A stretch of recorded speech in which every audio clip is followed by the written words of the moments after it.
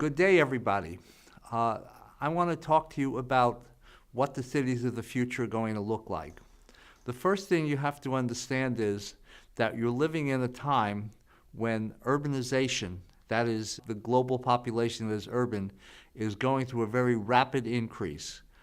By the middle of the century, in roughly 4 decades, 3 out of every 4 people living on this planet are going to be living in urban places.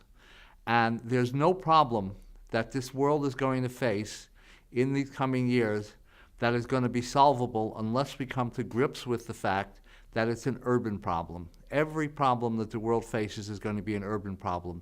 This is a first in the history of the human race. And what I want to talk to you about today is I want to talk to you about what are cities going to look like by the middle of the century? How are they going to be able to meet these challenges? These are questions that concern me a great deal. I run a center at Columbia University, the Center for Sustainable Urban Development, and what we're concerned with is how do we build cities that are no longer throughput, that is, cities where we bring things in and take garbage out, but cities that can, in fact, use resources efficiently and recycle resources. Because if we can't do that, we're not going to survive. It's just that simple. The first thing I want to say to you is that the way cities in the future are going to develop in comparison to the cities in the past is that the assumptions upon which we build the cities are going to be completely different.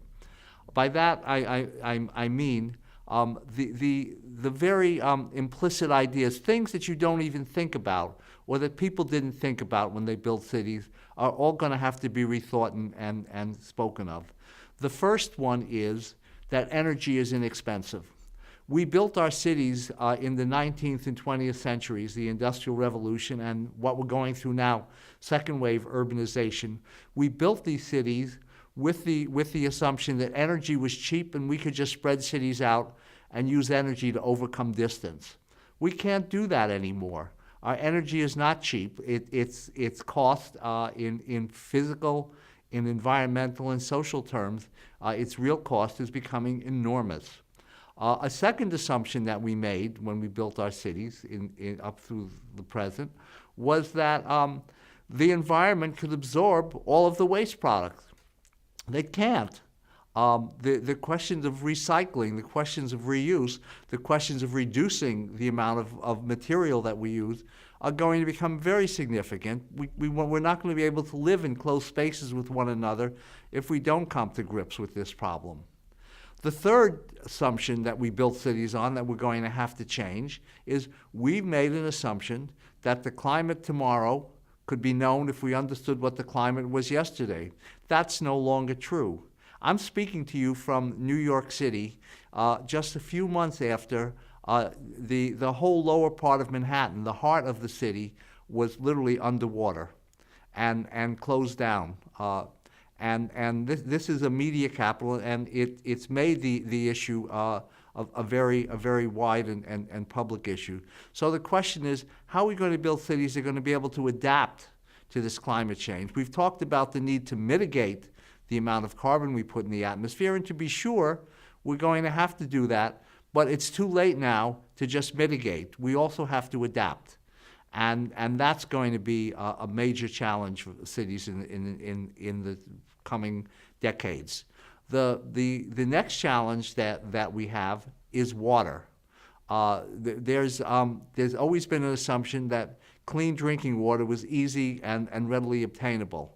But it's certainly not the case in many of the cities in the fastest growing places in the world, the places that are urbanizing rapidly like sub-Saharan Africa, Southeast Asia. The assumption that clean, safe drinking water is nearby isn't a given. So those are things that we're going to have to think about. The next thing that we're going to have to think about is not one of the old assumptions, but one of the new assumptions. How are we going to build cities in the 21st century in light of the revolution in information and communications technology that has taken place? That revolution in information and communications technology has absolutely changed the ways in which we relate to one another. We use social media. It's very difficult for countries to suppress information from their citizens. The news travels quickly around the world. We hold meetings and we hold conferences we teleconference. There are so many things that we do now, we really don't even understand all the ways in which this is going to work out. Our transportation systems work very differently. With smart technologies, we know where every bus is all the time if we want to. We can reroute transportation to make it move more efficiently. How are these things going to change what we call a city in the 21st century? But let's get back to basics for a second. When we talk about a city, what is the essence of what a city is? And the essence of what a city is a place that facilitates meetings. And by meetings, I mean it facilitates the ability of people to get together for business, to efficiently get together for social events, for cultural events. In other words, the city works by facilitating access. And so, as we think about these new technologies and we think about these new constraints on the ways in which we're going to be able to develop cities, these are the issues that we're going to face as we think about 21st century cities. And while we don't know the ultimate shape that things are going to take, we do know that human beings are gregarious animals. That is, we are people that like to be around other people. And so the notion that we're going to be isolated by information and communications technology is wrong. We're going to have to design cities that are walkable. We're going to have to design cities that work well with non-motorized transport, cities that are bikeable. We know that notions in city planning from the middle of the 20th century about isolating zoning and isolating land uses isn't going to work. We're going to have to build cities that have mixed uses, and we're going to have to build cities that also have access for people from different walks of life. One of the challenges is going to be overcoming segregation by ethnic groups, segregation by race, segregation by class. And this isn't just about idealism and a better world. The efficiency of cities comes from their ability to pull people together, has to pull all these different people together. The history of cities is, in fact, a history of new people coming to cities and redefining what's done in them and redefining the space. And the cities that can adapt to new people, can be open to new ideas, become the places that are open to new innovations and become places where vital living takes place. So these are the things that I want you to think about when you begin to think about cities in the 21st century. They can't be auto-dependent cities.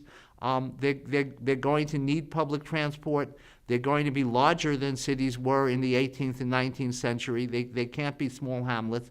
They are going to be spread out, but we can talk about cities that are polycentric. Polycentric means they don't just have one central business district. These are places that have many districts that are connected to one another. And these are some of the ideas that I wanted to convey to you today. Thank you.